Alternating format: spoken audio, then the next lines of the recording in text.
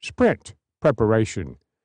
There are often situations where the background discussion is necessary to keep the Scrum time boxes running smoothly. For example, the Scrum Master and the product owner should work hard to make sure that the sprint planning meeting is not the place to find out that a user story is not ready for the team or that acceptance criteria is too vague.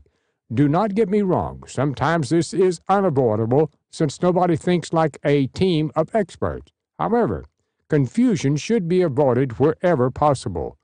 For these reasons, I recommend that where necessary, a preparation meeting take place in which the Scrum Master, organizer, and facilitator, product owner, and tester gather to review the proposed sprint backlog.